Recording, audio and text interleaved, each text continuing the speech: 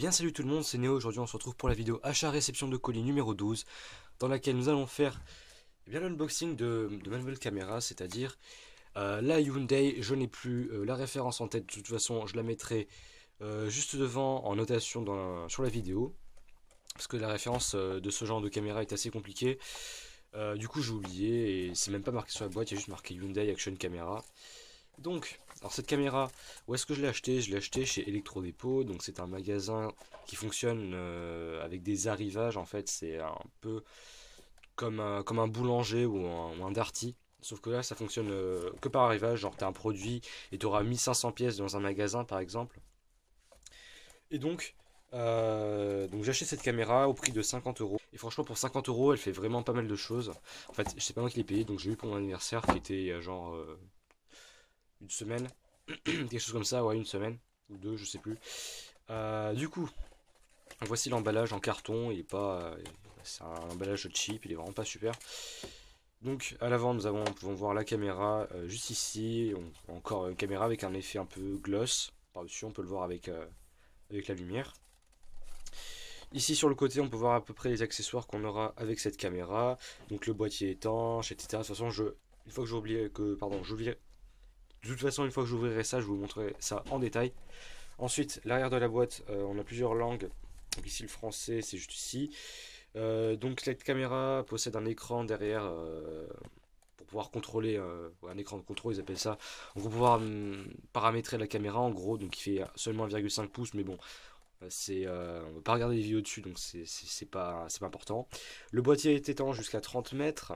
IPX8, je sais pas qu'est-ce que ça, à quoi ça correspond, je sais pas, désolé. Ensuite le format, donc on a trois formats différents.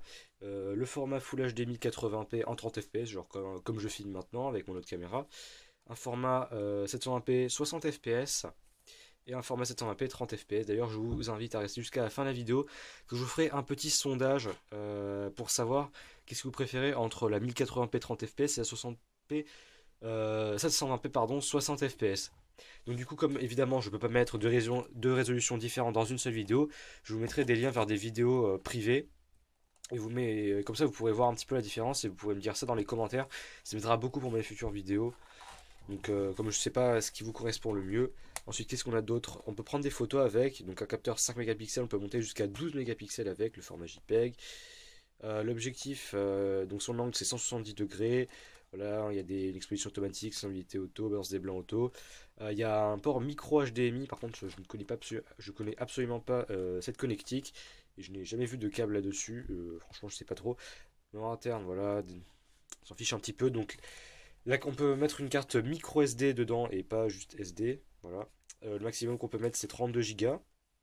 La caméra peut également servir de webcam, ce qui est vachement pratique.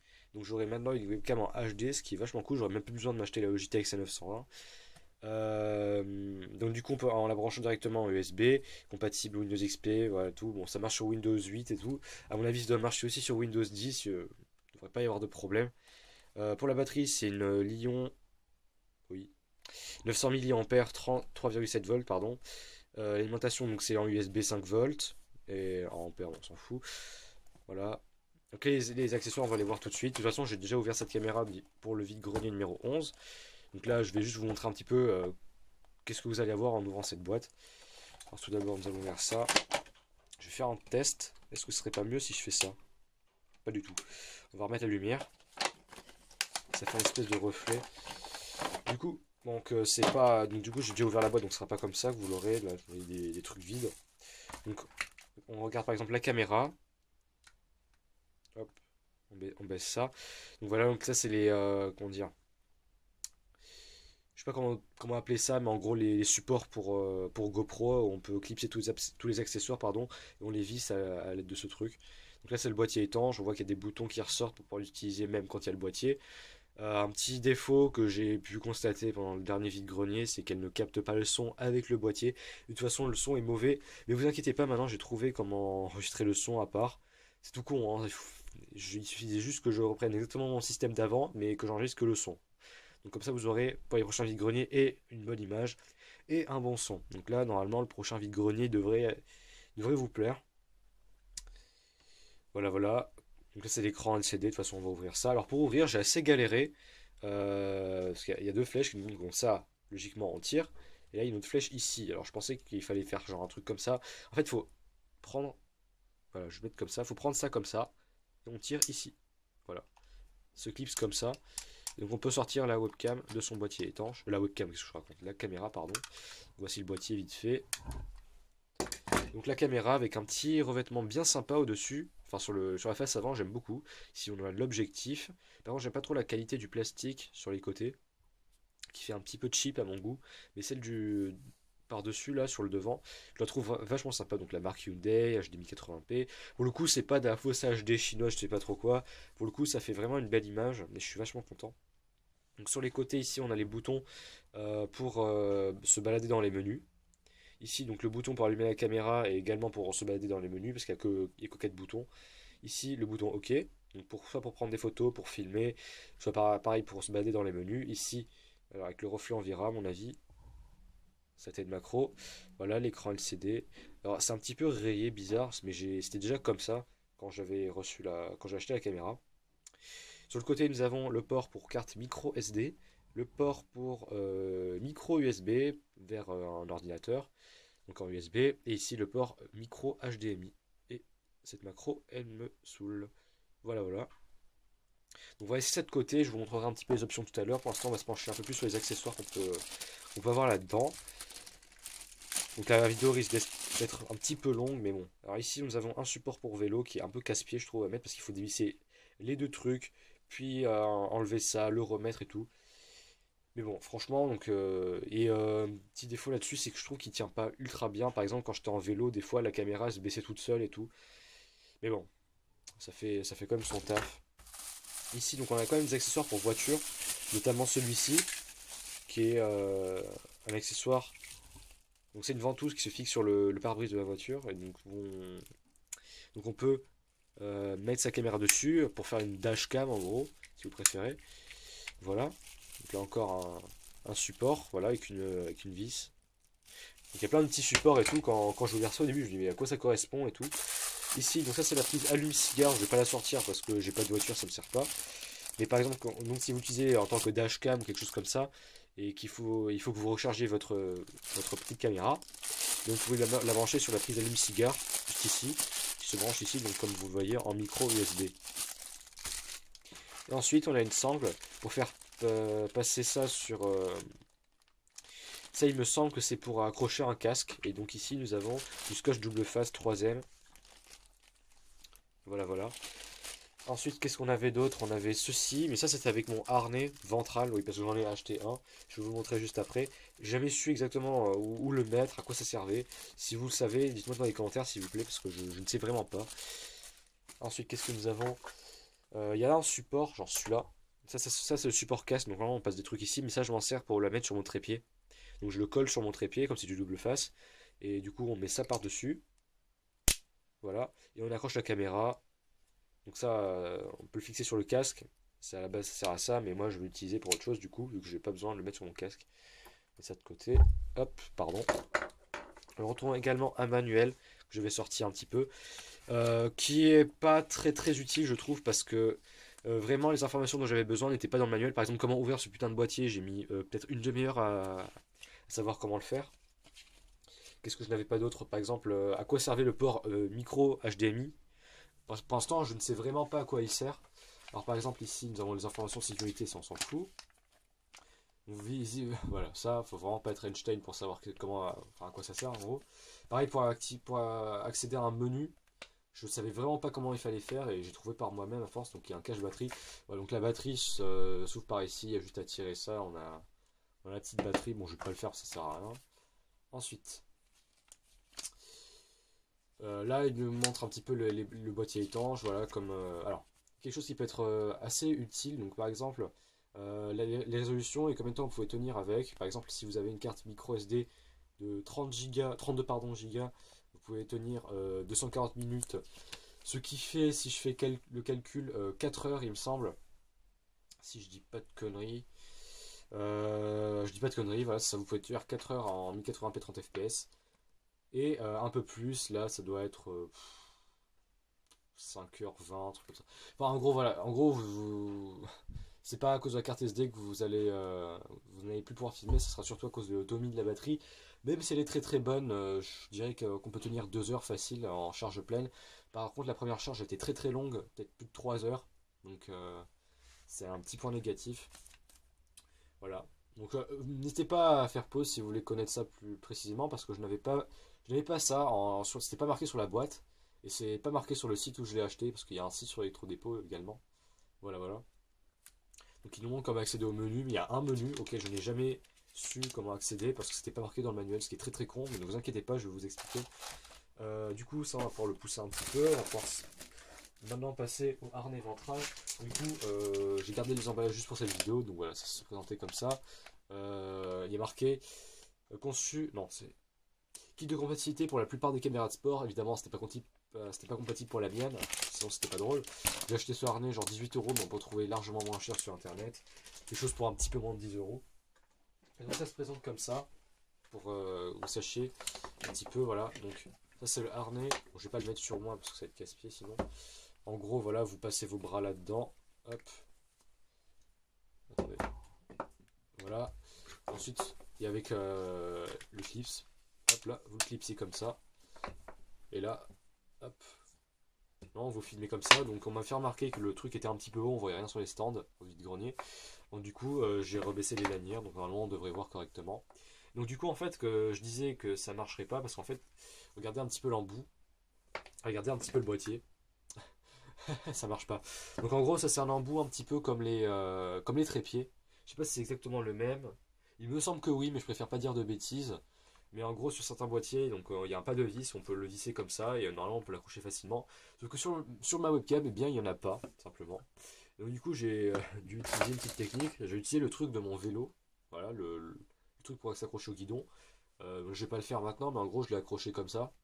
Là, je l'ai ouvert, je l'ai accroché avec ça.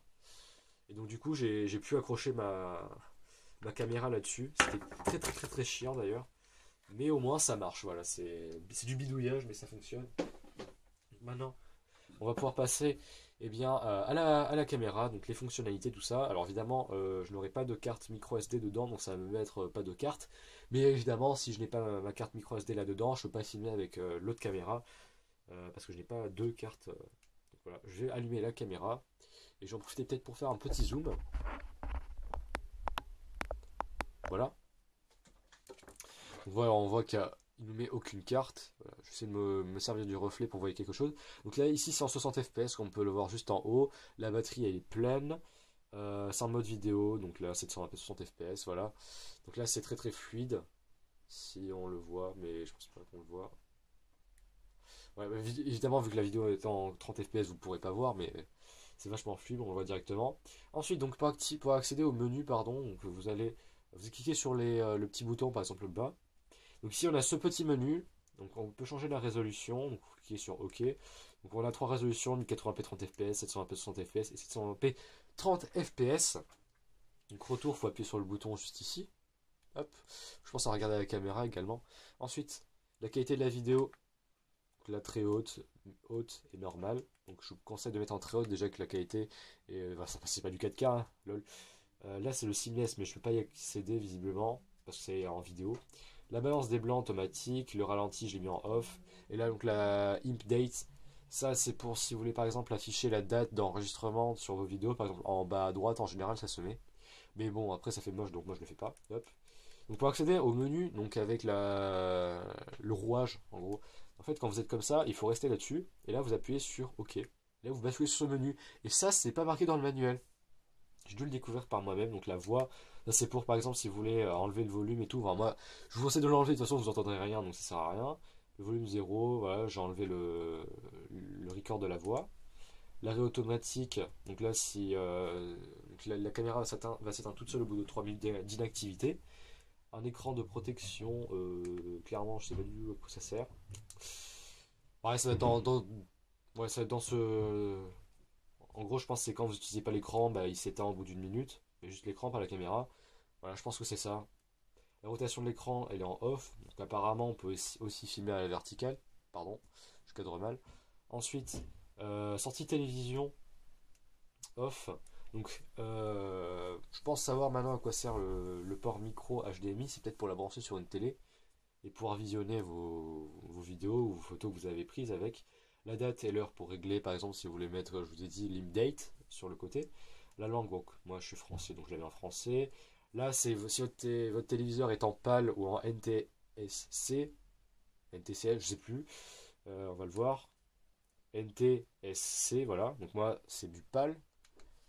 Ensuite, ici, la fréquence, donc moi j'ai mis en 60 Hz, comme les téléviseurs actuels. Le système, voilà, c'est pour tout réinitialiser de ça, mais bon, on va éviter de le faire. Ensuite, formater la carte SD. Ça, tout le monde sait ce que c'est. Ensuite, on peut accéder à d'autres menus. Donc là, pour éteindre la caméra, vous restez appuyé quelques secondes, je sais pas, peut-être 2-3 secondes. Et si vous pouvez aussi passer par exemple, au menu photo, bien vous appuyez juste une fois. Là, on est en mode voiture, donc dashcam. On appuie une autre fois, on est en mode photo. Là, je me suis mis en 12 mégapixels et vous voyez que le menu maintenant a changé. Là, on est en résolution 12 mégapixels, 10 mégapixels, 8 et 5. Donc moi, 3 mégapixels également. Mais ouais, je sais pas qui c'est qui va mettre ça en 3 mégapixels honnêtement. Moi, je le garde en 12. La qualité de vidéo, la mesure, balance des blancs, mesure, je sais pas du tout ce que c'est. Ce sera un petit spot. Je connais rien en photo, donc je peux pas vous aider malheureusement. Rotérateur, mode rafale, stabiliseur, voilà. On peut maintenant accéder également à ce mode là, comme je vous ai dit, mais ça c'est exactement la même chose. On peut appuyer là-dessus, pof, et là on peut visionner nos vidéos ou nos photos qu'on a prises. Bon là j'ai pas de carte SD donc je peux pas le faire. Mais de toute façon sur un 1,5 pouces, je pense pas que vous verrez quelque chose. Vaut mieux le faire directement sur votre ordinateur. Ensuite, hop, voilà en voiture. Normalement le menu, je sais pas s'il a changé. Je m'en sers jamais. Résolution 720p, voilà. Seamless, voilà. Clairement, je sais pas du tout ce que c'est. Parce que je prends jamais la voiture, je sais pas du tout à quoi ça sert malheureusement. Mais en gros c'est quasiment la même chose que vidéo, donc je pense que donc je vais éteindre la caméra maintenant. Hop, le logo Hyundai qui apparaît. Je vais dézoomer à présent. Je dis dézoomer, voilà. Donc je pense que j'ai tout dit à propos de cette caméra. Clairement, j'ai vu qu'il y avait beaucoup de... Le ratio pouce bleu, pouce rouge sur la dernière vidéo n'était vraiment pas bon, pardon. Je pense savoir pourquoi. Est-ce que c'est parce que je n'ai rien trouvé? Bon là dans ce cas, je suis absolument pour rien. Et clairement, moi aussi j'aurais vraiment aimé trouver quelque chose d'autre. C'est parce qu'il n'y avait pas de son, ben là pour le coup je pourrais régler. Donc là, normalement le prochain vide-grenier, clairement je vais tout faire, je vais faire tout au maximum pour que vous ayez la meilleure qualité possible. Et là je pourrais rien faire de mieux honnêtement. Ça c'est vraiment ce qu'on peut faire de mieux pour les vide-greniers. Parce que ça bouge pas, 160 fps, enfin, c'est nickel quoi. Et pour le son, mais évidemment vous aurez l'ancien son, on entend très très bien. Vous n'aurez pas de souci avec ça non plus. Qu'est-ce que je voulais dire d'autre? Donc maintenant le sondage. Est-ce que vous préférez la 720p 60 fps ou la 1080p 30 fps? Alors pour ça je vais mettre des vidéos en privé, donc vous pouvez voir quelques petits tests que j'aurais fait avec cette caméra. Et dans les commentaires soit des vidéos, soit de ces vidéos là, soit de cette vidéo, enfin je préfère plutôt cette vidéo là, me mettre est-ce que vous préférez pardon, la 1080p 30 fps ou la 720p 60 fps. J'attends vraiment vos avis pour savoir un petit peu qu'est-ce que je mettrai pour mes futures vidéos, parce que maintenant je filme avec ça, je préfère utiliser mon portable pour autre chose. Donc, si vous voulez voir la vidéo 720p 60 fps, vous cliquez à gauche. Si vous voulez visionner la vidéo 1080p 30 fps, vous visionnez à droite. Et pour ceux qui sont sur smartphone ou tablette, donc qui ne peuvent pas voir les annotations, je mettrai ça dans la description, vous pouvez aller voir. Donc, c'était Néo. J'espère que vous avez bien aimé cette petite vidéo. On se retrouve la semaine prochaine pour le vide-grenier live numéro 12. Si j'ai aucun problème, normalement, j'en ai pas. Donc, tant mieux. En espérant trouver enfin quelque chose. Normalement c'est un grand vide-grenier, donc avec 200 exposants, donc je devrais trouver quelque chose normalement. Enfin ma GameCube, j'espère. N'hésitez pas à répondre à mon petit sondage, ainsi qu'à laisser un pouce bleu si cette vidéo vous a plu. N'hésitez pas à vous abonner à ma chaîne qui a dépassé les 150 abonnés. Franchement merci beaucoup. Les 300 abonnés se rapprochent de plus en plus, ça va arriver, je suis vachement content. En tout cas, moi j'espère que vous avez passé un très bon week-end et une très bonne semaine. Je vous retrouve donc dimanche prochain pour une nouvelle vidéo. Ciao tout le monde!